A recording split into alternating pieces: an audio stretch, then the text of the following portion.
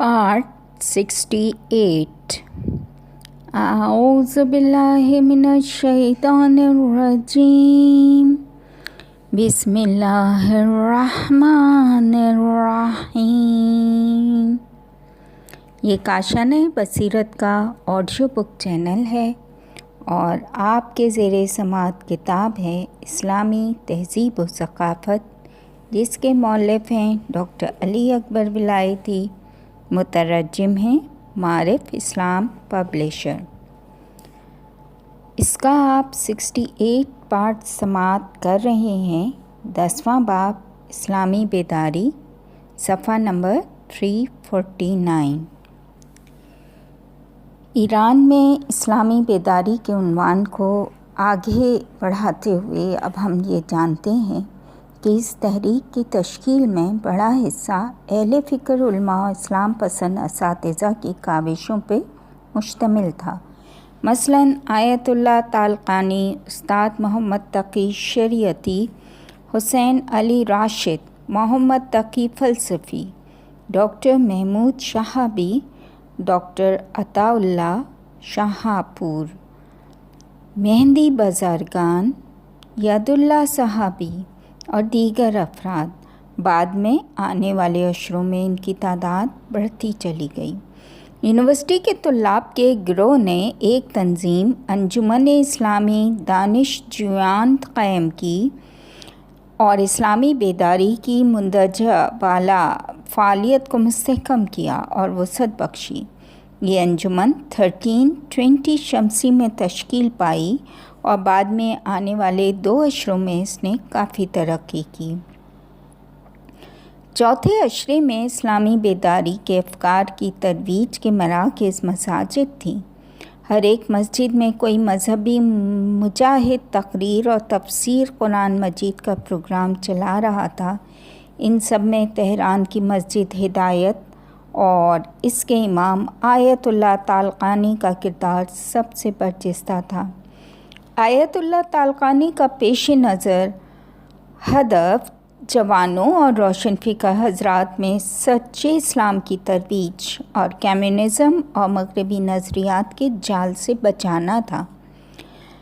चौथे अशरे में बिलखुसूस 1332 शमसी 28 मर्दात में अमरीका और इंग्लिस्तान की मुश्तरका साजिश की बिना पर बगावत के बाद जब दौर बादशाहत की सूरत में एक डिक्टेटर हाकिम बन चुका और दोबारा दीनी रस्म रवाज के साथ मुकाबला शुरू हुआ और दीन की मुखालफत में बढ़ चढ़ कर कोशिशें की जाने लगीं और एक तरह का मजहबी और फ़िक्री खला सा पैदा हो चला था कि आयतुल्लाह तालक़ानी ने मजहबी इर्तिक़ा के क़वाइद व उसूल को पेश किया।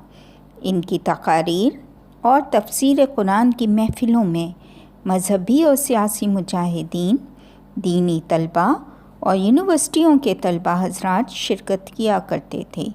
इन इक़दामात ने बेदारी की तहरीक की बक़ा में अहम किरदार अदा किया। बतदरीज मस्जिद हिदायत जवान असल बिलखुसूस दीनी मारुफ से बहरामंद यूनिवर्सिटी के तलबा और दानिश्वर तबके का अहम मरकज़ बन गई।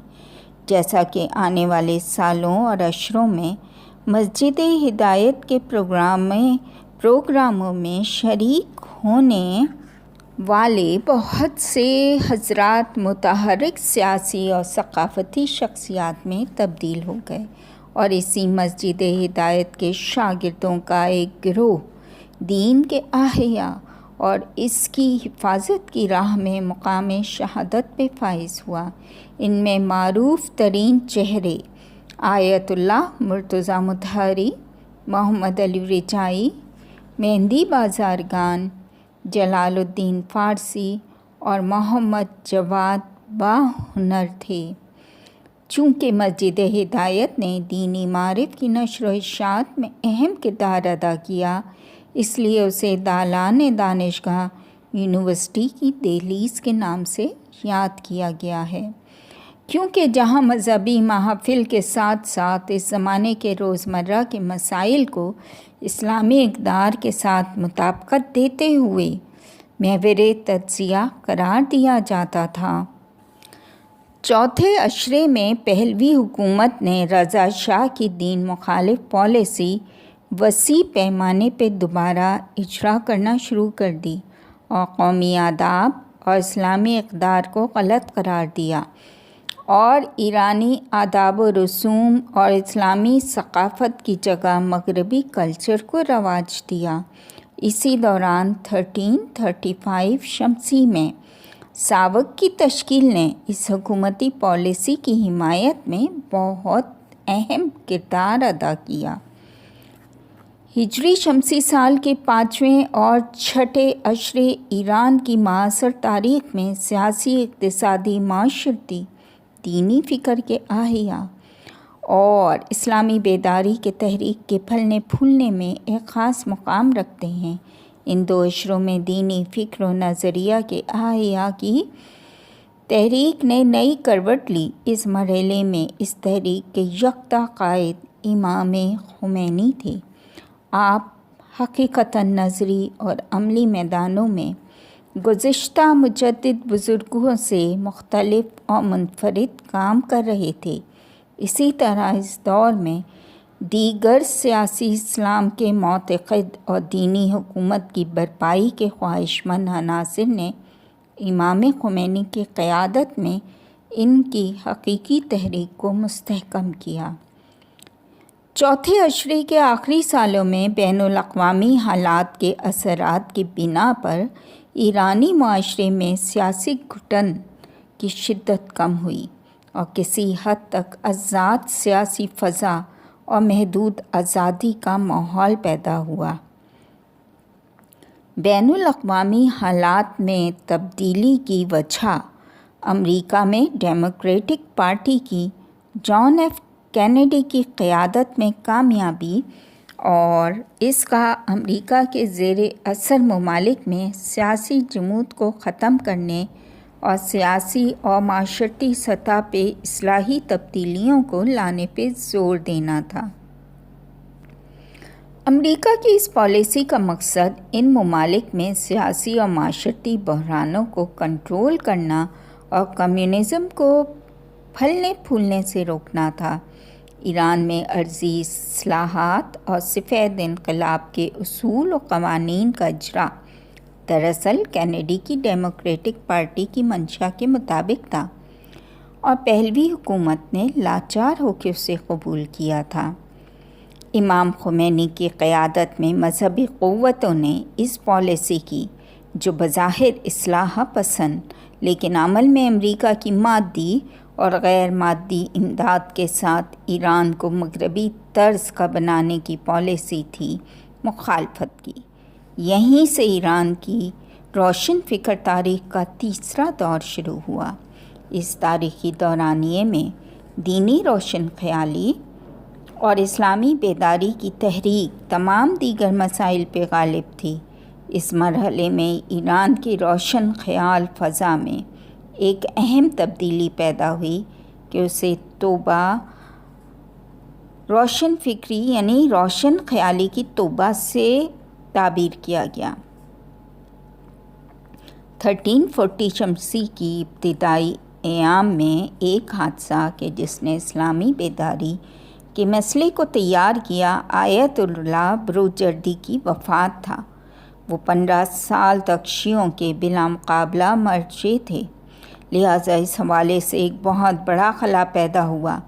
اس دور میں ایران اور نجف میں ایسے مجتہد تھے کہ جو صاحب رسالہ یا مرجعیت کی صلاحیت کے حامل تھے، مثلاً امام خمینی رحمۃ اللہ علیہ، آیت اللہ گلپایانی، آیت اللہ مرشی نجفی، آیت اللہ شریعت مداری، آیت اللہ حکیم، آیت اللہ خوئی، آیت اللہ شہرردی، آیت اللہ شیرازی اور آیت اللہ یسربی اس گروہ میں سے تھے۔ حکومت کابینہ اس کوشش میں تھی کہ مرکز مرجعیت کو نجف کی طرف منتقل کیا جائے، لہٰذا انہوں نے آیت اللہ بروجردی کی وفات پہ تسلیت کا پیغام آیت اللہ حکیم کی خدمت میں بھیجا۔ آیت اللہ پروجردی کی وفات کے بعد اصولی مکتب کے جدت پسند علماء کے ایک گروہ اور بعض دینی روشن خیال دانشوروں نے مرجعیت کے موضوع پر غور و غوص کرنے کے لیے نشستیں کیں اور اپنے تجزیہ و تحلیل کو ایک مقالے کی شکل میں لا کے 1341 شمسی میں ایک کتاب بنام بحثی دربار مرجعیت و روحانیت کی صورت میں شائع کیا۔ اس کتاب کی مباحثت میں دین پر ایک نئی نگاہ اور دینی مسائل میں اصلاحی نظریات کو بیان کیا گیا تھا۔ مثلاً دین اسلام کے دامن کو خرافات سے پاک کرنا، شیعہ رہبر کا اپنے دور جدید اور ضروری علوم سے ضروری طور پہ آگاہ ہونا، مذہبی فعالیت کی پشت پناہی کے لیے جداگانہ اقتصادی اساس فراہم کرنے کی ضرورت پہ زور تاکہ وہ حکومت یا عوامل کی طرف دست دراز کرنے سے بے نیاز ہو، اور گروہی صورت میں مرجعیت بنام شورائے فتویٰ افتاء کونسل کی رائے دینا۔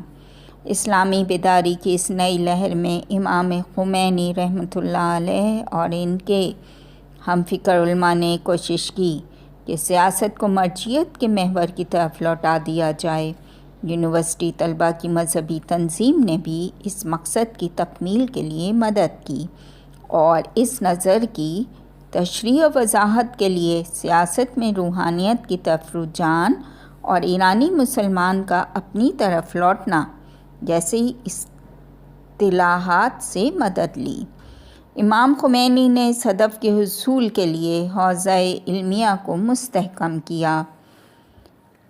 16 مہر 1341 شمسی میں حکومتی اراکین میں قانون انجمنہائے ایالتی و ولایتی، قومی اور صوبائی انجمنیں پاس ہوا کہ جس کی بنا پہ منتخب ہونے اور منتخب کرنے والوں کی شرائط میں سے مذہب اسلام کی شرط ختم ہو گئی تھی اور قرآن کی قسم کی بجائے آسمانی کتاب کی قسم کو حلف نامے میں قرار دیا گیا تھا۔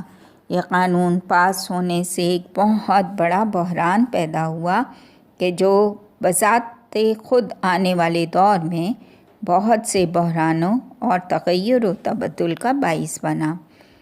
اس کے بعد امام خمینی نے علماء قوم کو دعوت فکر دیتے ہوئے ان کے ساتھ مشورے کے لیے نشستوں کا انعقاد کرتے ہونے رسمی طور پہ اپنی فعالیت کا آغاز کیا۔ امام خمینی کی زیر قیادت اس تحریک میں ایک نیا نقطہ یہ تھا کہ اب تک تمام تر تنقید کا مرکز حکومت تھی، جبکہ اس کے بعد تنقید کا مرکز محمد رضا پہلوی تھا۔ اس مجددانہ فکر کے مد مقابل پہلوی حکومت کا مزاحمت کرنا باعث بنا کہ یہ اصلاحی تحریک ایک انقلابی فکر میں تبدیل ہو گئی۔ امام خمینی نے مذکورہ قانون پر شرعی اشکالات کرتے ہوئے اس کی مخالفت کا آغاز کیا اور اس کے لاگو ہونے کا مطالبہ کیا۔ بادشاہ اور وزیر اعظم علم کو ایک ٹیلی گراف میں قرآن اور اسلامی احکام کی نافرمانی اور مخالفت کی صورت میں بھیانک نتائج سے آگاہ کیا۔ امام خمینی کی کوشش سے یہ مخالفت پورے ملک میں پھیل گئی۔ امام خمینی کے مقلدین اور شاگردوں نے مختلف طریقوں سے امام کے بارے میں خبریں، معلومات اور ان کے پیغامات سارے ملک میں پھیلا دیے، اور یوں یہ لوگ اپنے شہروں، حوزہ علمیہ قم اور امام خمینی کے درمیان ایک پل کی مانند کام کر رہے تھے۔ اسلامی بیداری کی تحریک کا پہلا مرحلہ 10 آذر 1341 میں پہلوی حکومت کی پسپائی اور مذکورہ قانون کے لغو کرنے سے کامیابی کے ساتھ طے ہو گیا۔ اس کے بعد کا مرحلہ مراجع اور علماء کا سفید انقلاب کے 6 اصولوں کے بارے میں ریفرنڈم کی مخالفت تھا کہ جو 6 بہمن 1341 میں انجام پایا۔ اس مرحلے میں اشتہارات لگانے، احتجاجی مظاہرے، تقاریر اور مشورے کے حوالے سے نشستوں کا اہتمام کیا گیا کہ اس مخالفت کی بنا پہ اس ریفرنڈم میں بہت کم لوگوں نے شرکت کی۔ یہاں تک ہم نے آپ کو صفحہ نمبر 353 تک گوش گزار کیا۔